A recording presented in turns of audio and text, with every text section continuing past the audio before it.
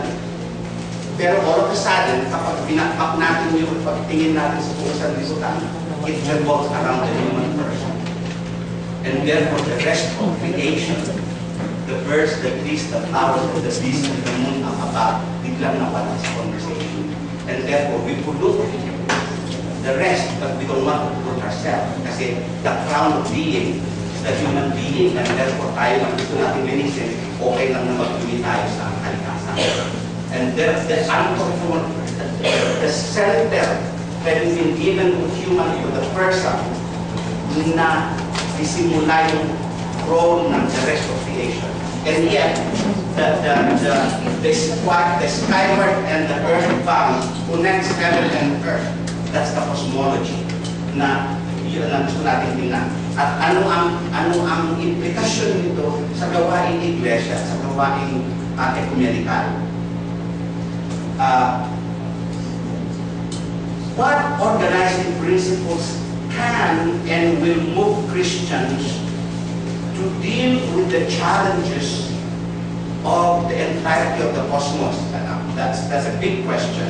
Pero actually doon sa the way I formulated it, doon tayo papasok doon sa ilang mga contemporary issues kagaya ng the challenges of empire and globalization, which now expresses and yung ating kapatid na General Treasurer kanina doon sa opening ay ito yung going into the economic, political, cultural, and spiritual, religious aspects of our understanding of empire and that of globalization.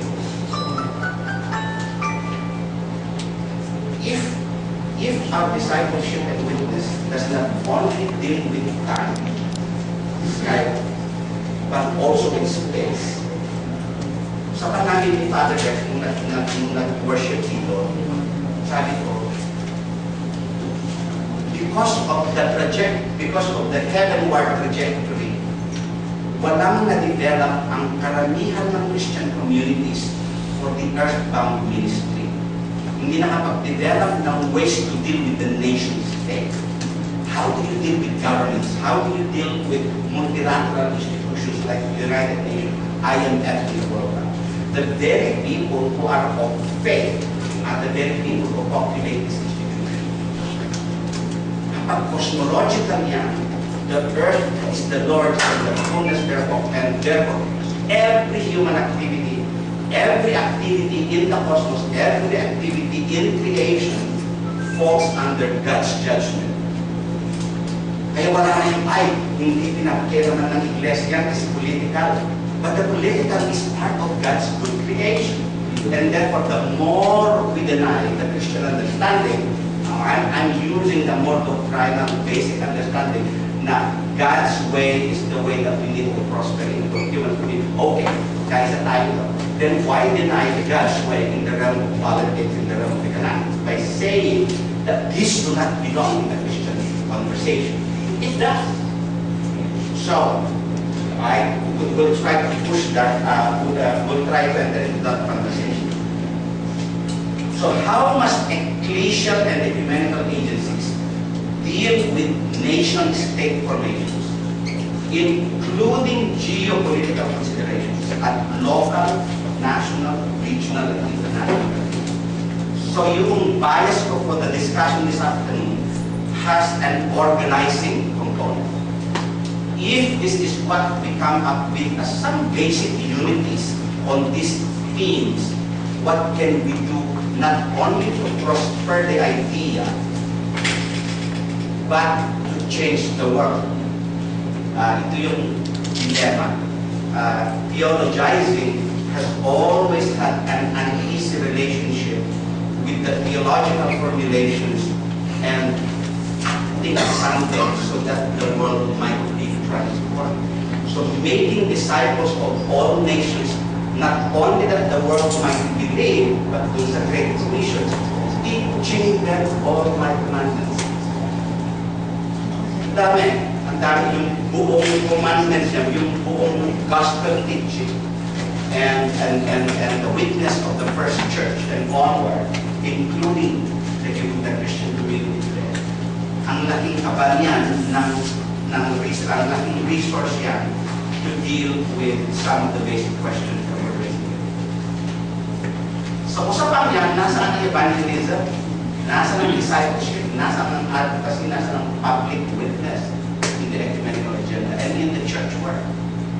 What ethical imperatives are urgent and what spiritual resources must we master that makes for forthright Christian witness and civic courage in this time? So, paano natin yan mag-identify ng urgent na mga issues, and how can the Christian community, churches, and the ecumenical agencies deal with them so that we make a timely, forthright public witness and advocacy on these issues. So, I chose na yung 5 texts, but yung fascination ko with the end of the age or end of time at saka yung ends of the earth comes with our uneasy way of dealing with time and space. Yung Alpha and Omega propounds the idea that yesterday, today, and tomorrow are one reality. Ang hirap makakanila. Ang hirap na notion niya. Because in reality, we have finished school, but in the Gregorian calendar, the Christian community has been schooled in the Gregorian calendar, which is a chronological calendar. And the Gregorian calendar, in fact, was a creation of the church. So there is complicity of the church in subverting the notion of Alpha and Omega. So yung chronos doesn't quite well sit with the more biblical understanding of time, which is equally spaced. Ano yun? Ano yung antidote sa chronos?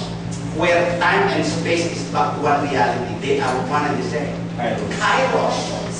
Ang kairos ay hindi chronological. Hindi yan, well, nagawa na natin yan yung April 13.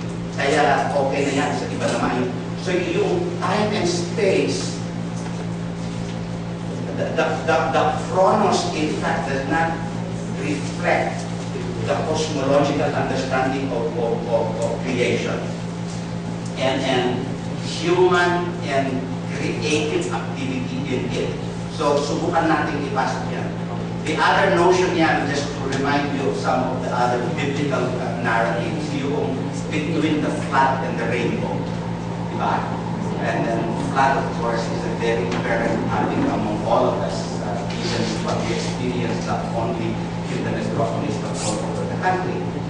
Na there will no longer be flood. That's why the rainbow is a sign that no deluge will once more visit upon you. So then, yung great challenge, therefore, is in the in-between times. Between now and the second coming, marami. Ginagamit natin lahat yan. And therefore, hindi yun yung problema. Ang problema is how to deal with the middle of God's coming and the second coming, between the flood and the rainbow, between time and space. In my other discipline, that's within the politics field, that is called interregnum. Anong gagawin mo in the meantime, in between the flood and the rainbow? What do you do? The church generally is not equipped to deal with the interregnum. What do? We prepare our Christian brothers and sisters for heaven. And that is, I'm not saying we shouldn't. I'm simply saying that our text, the Great Commission and the Great Appointment, the Great Itineration, tells us that the skyward and the earthbound are important trajectories of Christian mission and witness. So, doon sa Matthew 28, we've talked about making disciples of all nations. There's a promise that God in Jesus Christ will be with us to the end of the age. Number 3, it reiterates the importance of time and of the age. So, pero with the understanding that yung notion ng time is kairos rather than chronos. Chronos is a Hellenic understanding. This is a Greco-Roman world where both reality and fantasy mix. Kaya minsan, because of the Hellenic captivity, the Greco-Roman captivity of the Christian narrative, the fantasy and the real nagmimix. Si Apollo ba, yung iba't ibang gods and goddesses are really real. And the writing of the New Testament was infused with Hellenic understandings, and therefore kailangan nating balikan yung mga text na yan at tingnan ang kanilang context. As we always say in progressive theology, not only must we look at the text, we must look at the context. Actually, may triad of text, pretext, and context. The pretexts are inherited myths. When you interpret text, meron ka nang naisabi sa iyo, meron nang naikwento sa iyo, and therefore, yung pagbasa mo ng Biblia ay nabahiran ng pretext. There was a prior text that you've read. Eh, sabi ng teacher ko, sabi ng obispo ko, sabi ng theologian ko. And therefore, it's no longer just your reading of the text. There is an inherited myth. Yung anthropological. So, kailangan natin tingnan ngayon. Kaya, importante yung balikan natin yung importance of time. Because of our because of our occupation with the end times to the neglect of the current time. End times ang palagi natin inaasikaso. Yung current time, hindi tayo equipped to deal with it. Skyward and heavenward, but we do not know how to deal with the earthbound. Sabi nga, kaya yung reminder, sinasummarize ko, yung reminder ng mga angels sa Acts, men of Galilee, why do you stand looking up to heaven? Yours is the task of dealing with Jerusalem, Judea, Samaria, and all of the ends of the earth. We go back to that. So there is a different timeline. The book of Acts provides a different timeline, one that is attached to space. Now that's the more, to me, I propose that is the more theological, that's the more biblical understanding of time and space. That in God's time and space is one and the same. Titignan natin ano ang implikasyon niyan sa organizing work. Because time and space are one and the same, ano ang implications sa organizing work? Let's move on to Acts 1:6-7, which I think provides the locus and focus of the itinerant ministry. So, yung Acts 1, yung Matthew, the Great Commission already provided the locus, the locale, the area. Go unto all the nations, make disciples of all men and women. Yes, the original text speaks of men. That's a very Hellenistic writing of that verse. Okay. But Acts provides the focus, geographic focus. So yung local and focus, the locus of the focus, ito hindi ko gagawin triad kasi yung pangatlo focus. Kaya hanggang locus and focus lang tayo. Acts chapter 1 verses 6-7 I think provides the locales of our public witness. And my understanding of this comes from Sharon Durandes. I borrowed a lot from her in my understanding of this, or the way of presenting it to you today. Sharon, sometime like 10 years ago, gave a speech before the Urban Rural Mission of the Christian Conference of Asia, and he used this text at in-explain niya yung importance nung not only saying, make disciples of me in all nations, which is the Matthew text. Pero bago siya sumalangit, ay sinifine niya kung ano yung nation. Judea, Jerusalem, Judea, Samaria, and unto all the ends of the earth. The Acts text gives the importance of space unto the ends of the earth. Okay. Therefore, it provides the necessity of public witness in our time and space. Earthbound. Why are you looking up to heaven? Your business is on earth.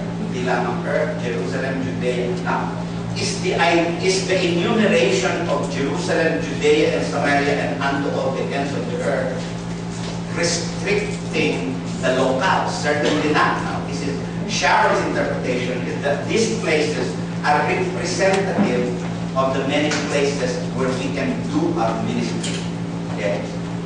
So, geographic locale. Jerusalem is the political, economic, cultural, and religious capital of that part of the world.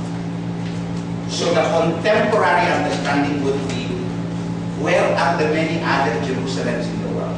So the public witness in Manila, public witness in Tokyo, in Berlin, in London, in Washington, D.C., and the many other religious, political, economic, and cultural capitals. So go to those places. That's the place where we need to make public witness to the justice, mercy, love of God. To make them visible in the halls of power.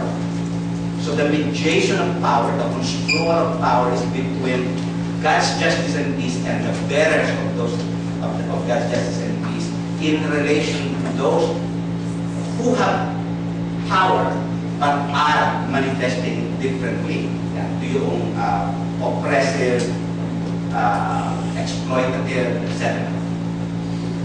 So yung importance of space, yung importance nung pag-define ng nation in Matthew indicates to us the necessity of a variety of organizing work that you do.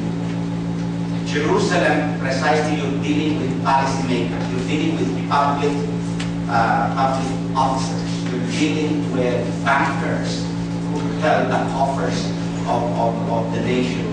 So you need to develop different methods of organizing the Christian community to deal with big assault, public assault, or to deal with Pinoy. You need to develop, the church and the Christian community must develop a set of organizing principles dealing with the president of the most hegemonic and superpower nation, the United States. How do you deal with Barack Obama?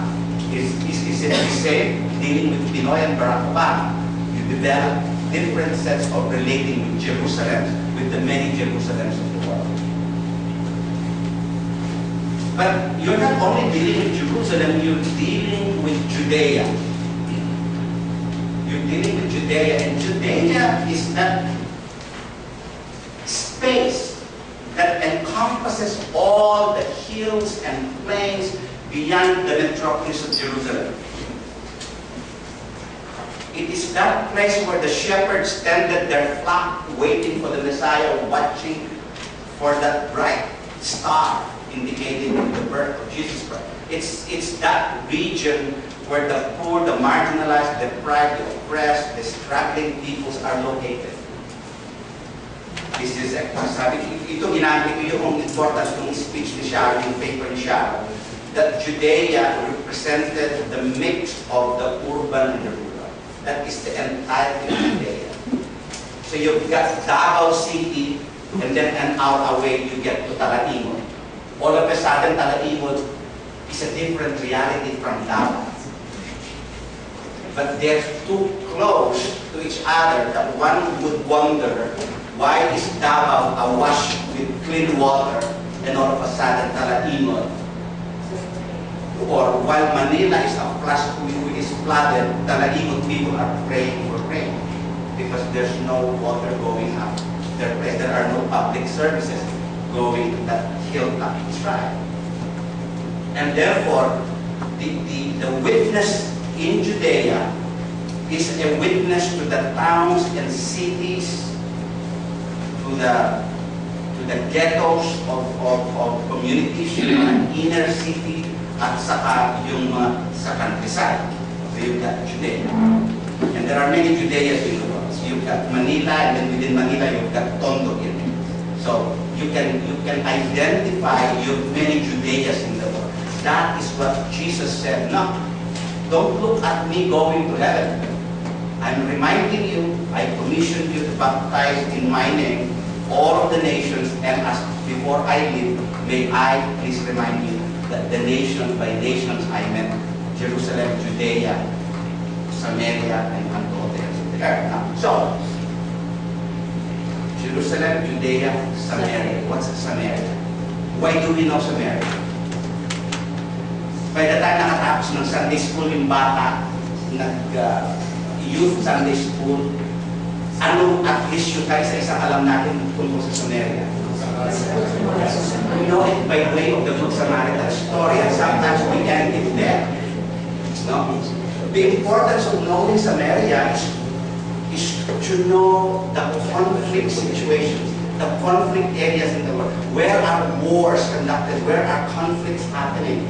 Where is rivalry of the petty and the corporate rivalry? Where are they happening? The casino economy. Where are the bankers of the world that's trying to amass all the wealth from the 99% compared to the 1%? Now, you start to mix all of that information within this time and space. My challenge to you is that you get a different sense of God's kairos, no longer just chronos. The chronos will say, nandiyan na yan, nagkaroon na ng 911, kaya nag-iba na yung pagtingin sa mundo. Nandiyan na yan, nag-crash ng Wall Street, ang Goldman Sachs, ang JP Chase Morgan Bank, kinuha na nila lahat ng pera, ano pa magagawa natin? Yung notion na yon is the chronos, the chronological. We give in to chronology rather than the steering of the Holy Spirit between the time and space, between the flood and the rainbow, which is the interregnum that today. Kaso, yung organizing natin from the pulpit to the door and outside of the world, hindi binibigyan ng needed na pansin ng Iglesia, yung organizing the Christian community to work beyond the pulpit and outside the door of the physical space called church. So Samaria are the enemy territories: Iraq, Iran, Palestine, Davao, buong Pilipinas, area of extrajudicial killing. You identify the places where there is bruising, where there's robbery, where there is killing, where there is mga nagnanap na mga alitan sa iba't parte ng mundo. And tell you what, anyone who studies, who goes into peace studies or peace and conflict resolution, you will learn that many of the conflicts in the world have deep religious underpinnings. And that's a sad commentary to the role of religion, not just the Christian religion, but of many other religions and faith-based, sacred text-based communities for their use of those texts in the engendering of violence and discrimination. So, importante, malaman natin na saan yung mga iba't ibang Samaria sa mundong ito, where public witness and advocacy, making visible God's justice and peace must come. Hindi lang yun, hindi lang Jerusalem, Judea and Samaria. Sabi niya siguro pakailan lang na yung ating Panginoon, masyado na mabilis, papawala na yung pagtingin na, yung mga nakalimutan ko na, minsan ko na lang sabihin, unto all the ends of the earth. Hindi niya yung marasite, yung ano pa yung ibang mga lugar na dapat nating paggawa ng ministry. Sabi niya, para ma-cover unto all the ends of the earth. I'll leave to the exegetes whether the unto the ends of the earth really meant only the earth inhabited by humankind, or the whole created order. There is, of course, a set of literature out there that says the earth, in fact, refers to the entire created order.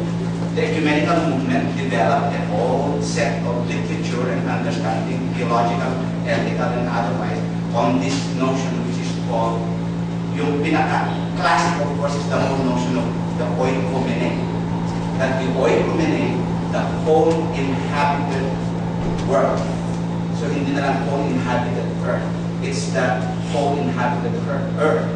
So the ecumenical understanding is that the ecumenical community is that community which nourishes the household of God, the entire household. Kaya yung household no longer restricts us to the notion of earth, kundi yung household, yung buong created order.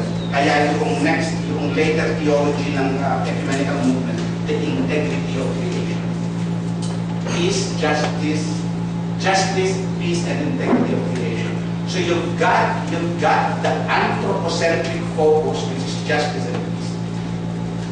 And then inadulate integrity of creation, so that the anthropocentrism ay matisimula o hindi lang yun yung focus, kundi cosmological ang idea of integrity of creation. So we've dealt with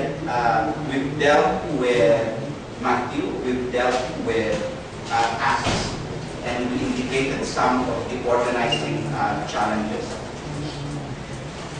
Yung John 17:21, which is what the worldwide ecumenical movement uses to explain the unity that is needed, the basis of our unity,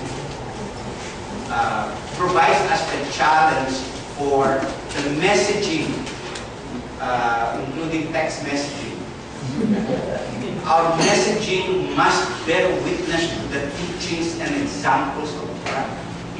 That the world might believe, make sure that the belief refers to what is said in Acts, teaching them all of my commandments, teaching them all that I have commanded, so that the world might believe. So we bear witness to the mighty acts of Jesus Christ, so that the world might believe and be transformed. And then, of course, we went to the Acts text that the world that is to be transformed is not a amorphous world. Klaro yung mundo na sinabi. Jerusalem, Judea, Samaria, ends of the earth. Hindi na lang ito notion ng nations na.